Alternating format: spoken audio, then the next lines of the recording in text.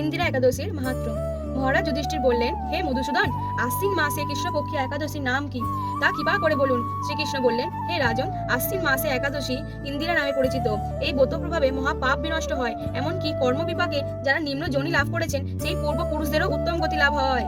এই একাদশীর মাহাত্ম্যে শোনা মাত্রই সামবেদী যোগ্য ফল প্রাপ্ত হওয়া যায়। হে রাজন, মহেশমতি নগরে ইন্দ্রসেন নামে এক প্রসিদ্ধ রাজা ছিলেন। ধর্মবিধি অনুসারে রাজ্য পালনে তিনি বিশেষ খ্যাতিসম্পন্ন ছিলেন। তার বিপুল ধনসম্পত্তি ছিল। পুত্র পৌত্রাদি সহ তিনি সুখে রাজ্য পরিচালনা করতেন। বিষ্ণুভক্তি পরায়ণ সেই রাজা নিরন্তর শ্রী গোবিন্দের নাম জ্ঞানে মগ্ন থাকতেন। একদিন রাজা সুখের রাজসভায় বসে আছেন। এমন সময় দেবশ্রী নারদ স্বর্গ থেকে সেখানে এলেন। তাকে দর্শন করে রাজা হাত জোর করে উঠে দাঁড়ালেন। দণ্ডবাদ প্রণাম করে মুনিকে আসন, পাদ্য, অর্ঘ্য আদি ষোড়শ উপচারে পূজা নিবেদন করলেন। তারপর বললেন, হে মুনিবর, আপনার দর্শন মাত্রই আমার যাবতীয় যোগ্য ফল লাভ হয়েছে। এখন আপনার আগমনের কারণ জানিয়ে আমাকে কৃতার্থ করুন। দেবর্ষি নারদ বললেন, হে মহারাজ, অতি বিস্ময়কর এক কথা শ্রবণ করুন। আমি এক সময় যমলোকে গিয়েছিলাম। সেখানে যমরাজের সভায় বহু পুণ্যকারী আপনার পিতাকে দেখলাম।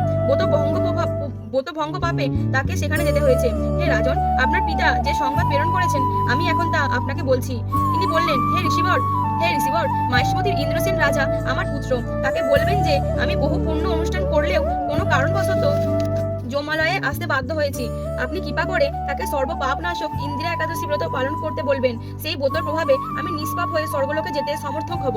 এ কথা জানবার জন্যই আমার আগমন।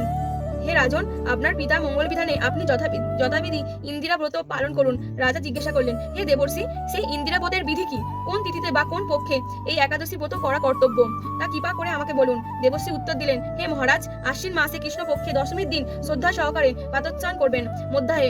মধ্যাহ্নে ভক্তি ভাবাপন্ন হয়ে পুনরায় স্নান করবেন এবং রাত্রিতে ভূমিতে স্নান করবেন। পরের দিন একাদশীতে নিরাহারে থাকবেন। ব্রতের নিয়মাবলী দৃঢ়ভাবে পালন করবেন। হে পুণ্ডরীকাক্ষ, হে অর্চিত, হে শরণাগতের প্রতি কৃপা করুন। এভাবে শ্রদ্ধা সহকারে শালগ্রাম পূজাও করে এবং পিতার উদ্দেশ্যে ব্রতের ফল অর্পণ করে দ্বাদশীর দিন সকালে ভক্তি ভরে গোবিন্দের পূজা করে ব্রাহ্মণ ভোজন করিয়ে অবশেষে নিজে মহাপ্রসাদ গ্রহণ করবেন। হে রাজন, বিধি অনুসারে শ্রী হরি এবং ভক্তদের অর্জন করলে আপনার পিতৃবর্গ মুক্তি লাভ করে শীঘ্রই বৈকুণ্ঠ গমন করবেন।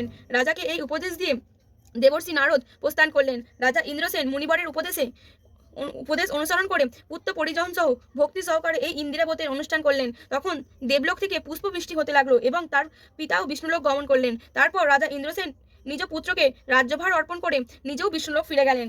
এই ইন্দিরা একাদশীর মাহাত্ম্য ও পাঠ শ্রবণকে মানুষের সকল পাপ মুক্ত হয়ে বিষ্ণুলোক প্রাপ্ত হয়। হরে কৃষ্ণ কৃষ্ণ কৃষ্ণ হরে হরে, হরে রাম রাম রাম হরে হরে। জয় জয় ইন্দিরা একাদশী ব্রত মাহাত্ম্য কি জয়। জয় জগৎগুরু শিল প্রভুপাদ কি জয়। পতিত পাবন গুরু মহারাজ কি জয়। অনন্ত কোটি গৌর ভক্তবৃন্দ কি জয়। নিতাই গৌর।